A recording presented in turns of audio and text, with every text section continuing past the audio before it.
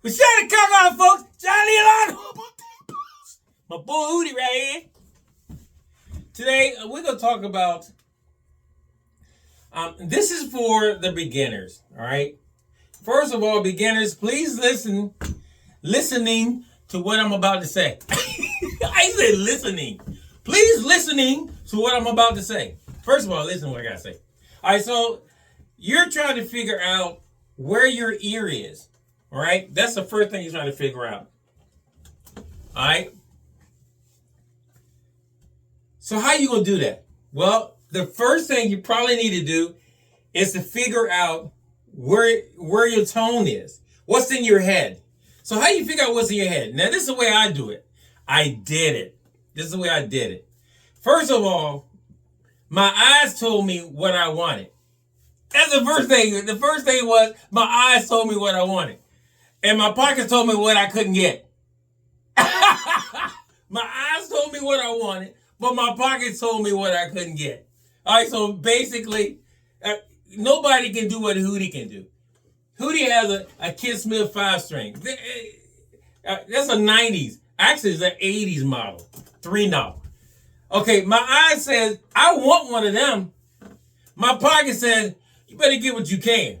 All right, so you still having a problem. The problem is that you have no idea what's in your head, what tone is in your head. So what I did today is I pulled out two of the most iconic basses I think there were in the world. It still is. To me. I'm saying it to me. All right? Everybody got their own opinion of stuff. My opinion is the most iconic basses in my career was this bass here. This is a 76 Music Man Mocha. All right? This was in my heart, in my mind, in my whatever I can say in my, this was the bass I always wanted. This was the bass I always wanted. Well, why? I heard Louis, you got to remember this is in the 70s. I heard Louis Johnson play one. All right, early 70s. And I saw it on the album cover. And I knew he had it on the album cover that it's got to be this bass. Then Rick James came out on his album cover with one of these. And I was like, oh, come on, man. I got to get me a Music Man SR4. I got to get one. But as I began to play, the most available bass to me at that time was one of these. Sorry, Hootie. This is my custom Hobo Depot Fender Jazz. This is a regular Fender Jazz, all right? Fender Jazz body, Fender pickup, Fender Jazz type pickups. The only thing that's different in this bass, other than the dust on it, is it's got a Smith preamp. So I'm going to dial it where you can hear just stock bass, all right? And then I'm going to give it to you as active bass. So we're going to do both. All right, so I got to move Hootie out of the way because he stay right there, Hootie. All right, you good right there. All right, so let me find my chord. No, let me tell you what I'm coming to. All right, let's move this out of the way because I don't want to hit this. I'm coming through my SWR LA12 amp. With no horn in it. That joint ain't got no horn in it. Well, horn. Ain't got no horn in it. All right, so let's get this out of the way and get the cord. Oh, Lord. Now the cord want to act crazy. All right, so let me take my time because, all right, you stay right there, girl. Don't worry. All right, so the first thing I got my hand on, actually, the first bass I got my hand on was a Vantage bass. But the Vantage bass had P pickups in it. And I wanted something different. So a good friend of mine hooked me up with a jazz bass. Okay. So first thing I want to do is I want to make sure, because this bass is active, I want to make sure that this bass, that my amp is not driving what you hear. So I'm gonna turn everything to 9 o'clock, and the volume is low. Okay, I didn't put no new strings on it because I didn't want the bass to sound like, the bass up today. I really want to wipe it off because this dust is. This is my shop bass, y'all, in case y'all didn't know. But I really want to wipe it off because it bothers me to have stuff dirty. Okay. I feel a lot better now. A whole lot better. All right, the first thing I want to do is actually check the tuning. And turn this chair around so I can put my foot on it. There you go. All right, so I'm going to check my tuning first.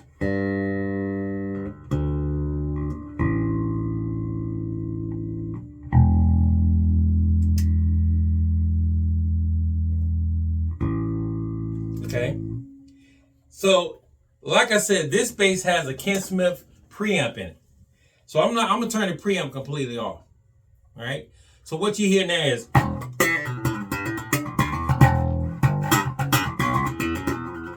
and that's what a regular jazz during the 70s sound like. So if you're looking for that jazz kind of bite, because we're in the 2024 right now, a lot of people want to hear activeness. All right, so I'm glad I got an active in this bass that you can hear both sides. So with this Ken Smith preamp, you can pull it out and everything go passive.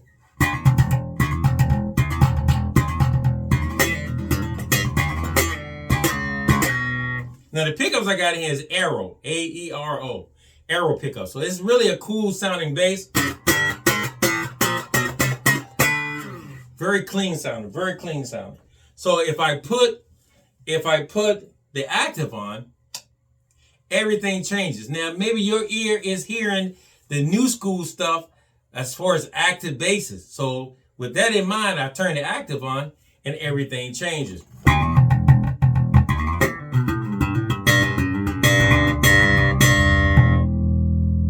Okay, I can turn the treble up and I can get a lot more bite.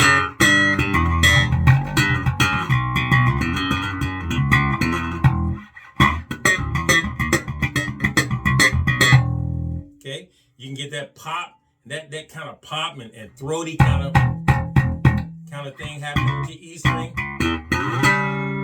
All right, so you got all that hammering stuff. So now you got a different kind of a bite as a jazz bass would have. All right, you don't. So you're saying that's close to what I want, but not exactly what I want. So I went from this bass here. Actually, I went from this bass. Watch this.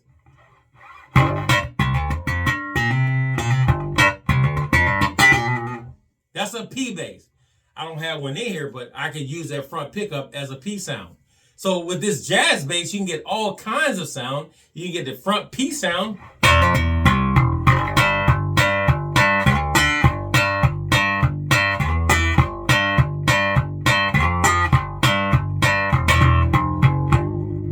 And you can get that kind of that old school Jocko kind of sound.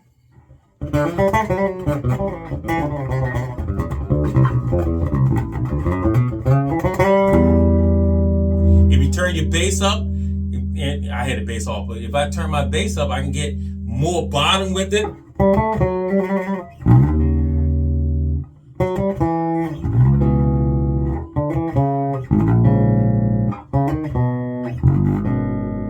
Okay.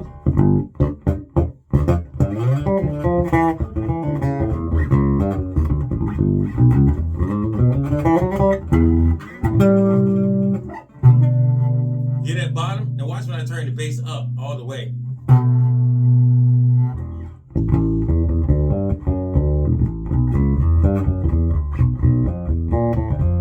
And if I turn both pickups on, see, I still got that jazz sound, but I'm pulling all kinds of tones and all kinds of sound out of this one bass. Watch. See how that bottom just rolls right in?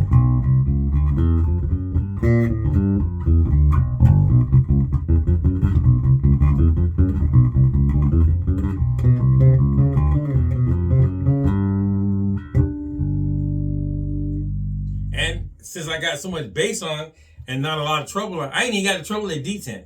I got a lot of bass on. I can go back to that front pickup and it would be like thicker now.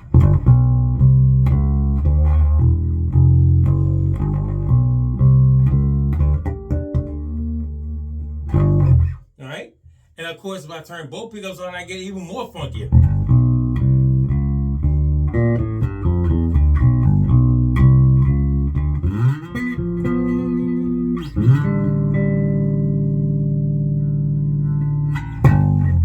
All right. So with this bass, you got an option to get a lot of stuff at one time, you know, without even going anywhere. You just do everything by the, I call it by the enterprise. This is your enterprise. That's what I call your enterprise. Everything can be done by your enterprise. And if you don't want all that stuff happening on your enterprise, with this Ken Smith preamp, I just pull it up and all this stuff goes away. And I just hear whatever the pickups and the bass sounds like. Rear. Front.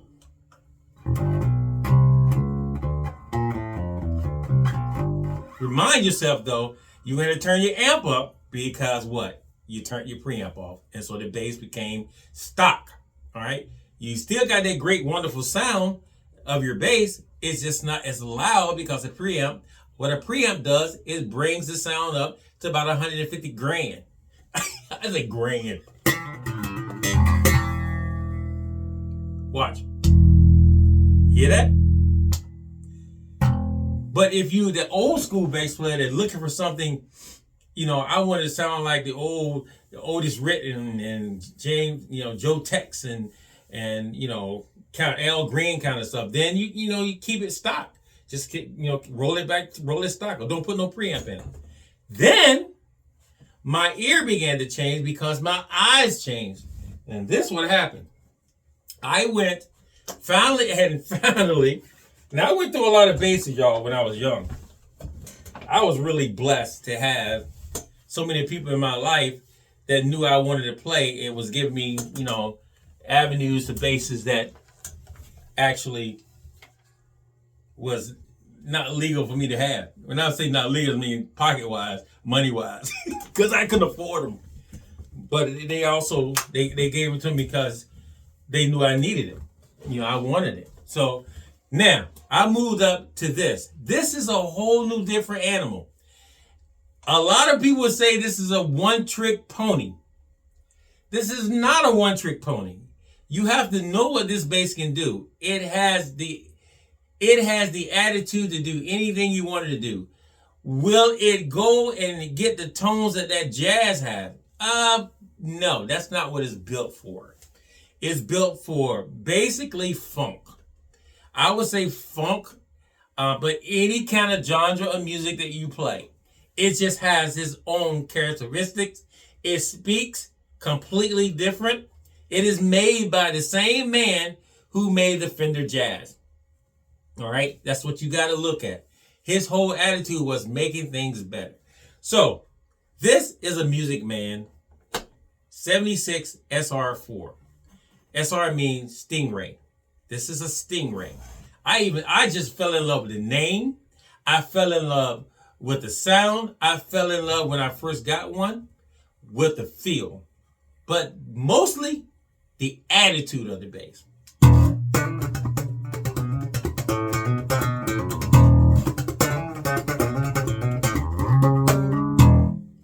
All of it. I fell in love with all of that. What I normally would possibly do with this bass is I've taken on gigs that I know I had to be funky. And when I didn't have to be funky, I just rolled the treble back and just played.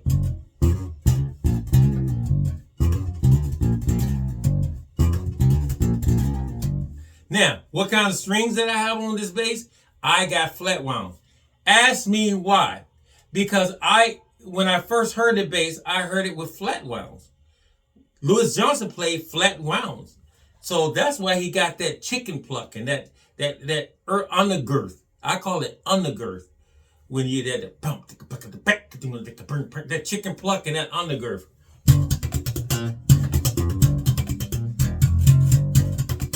That's that.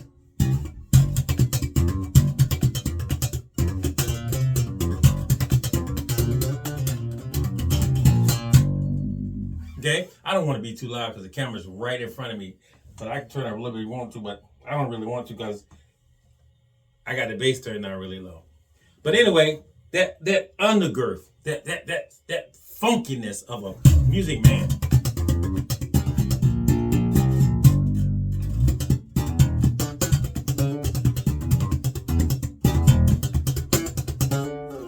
Okay, maybe I should tune up.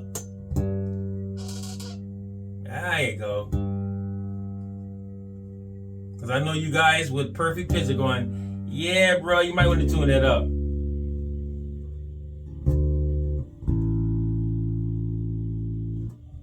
I heard the D off, and I definitely heard the E.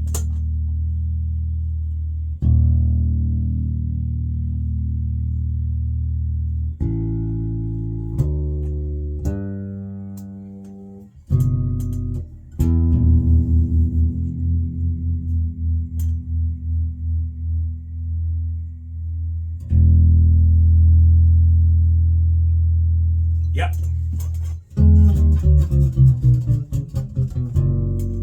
Yes, sir. Yes, sir. You hear that? That drew me to this bass. That roundness of a note. That round, that ball roundness. I call it balls. And that round. You hear it?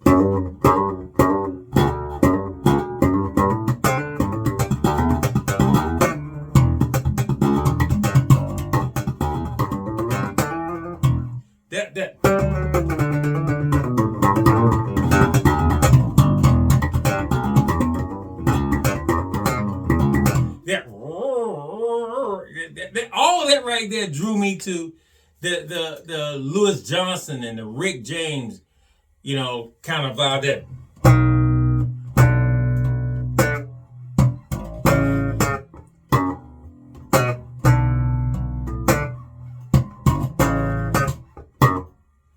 you hear that? Although Austin probably played and Rick probably played a Rickenbacker, but the album had this on the cover, so in my mind, that's what he was playing.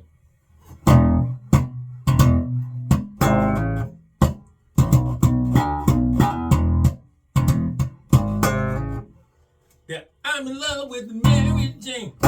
She's my main thing. She makes me feel alright. She makes my heart sing. I mean, when I heard it, I was like, wait a minute, hold up. Is it something better than that? Is another bass sounds better than that? You know, you're doing the 70s and 80s. There was all kind of basses out there that sound amazing. But my ear was to this bass and this bass.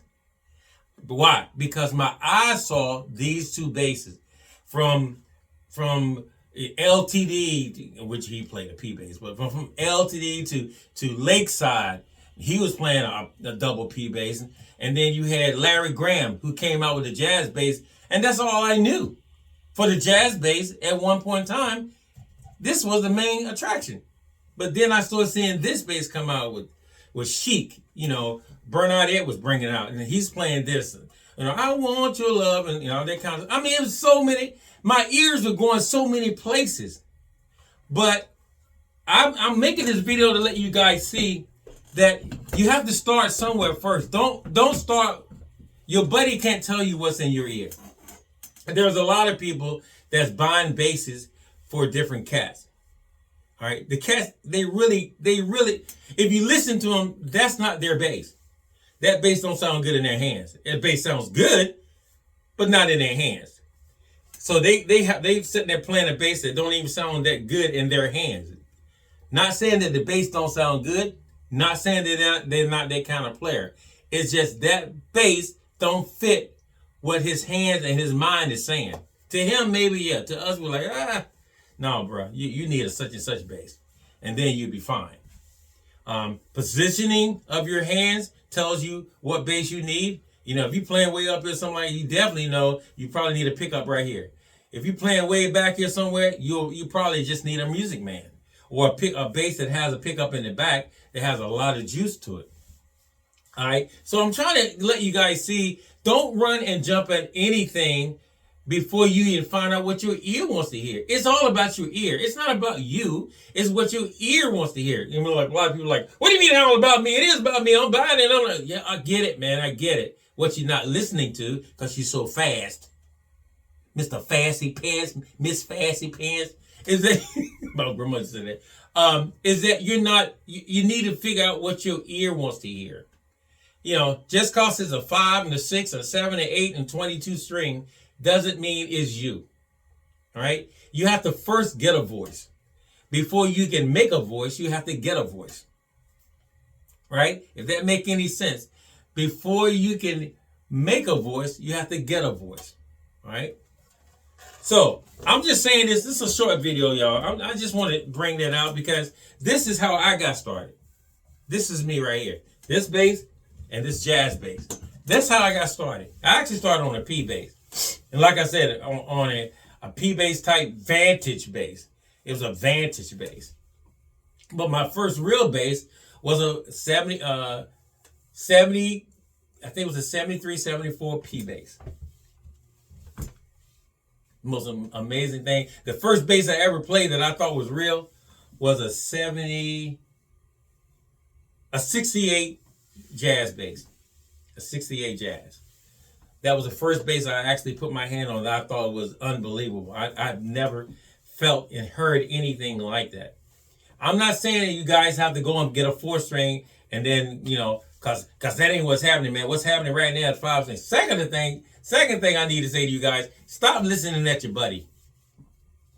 If you starting off playing bass at the beginning, you need to put a 4 in your hand.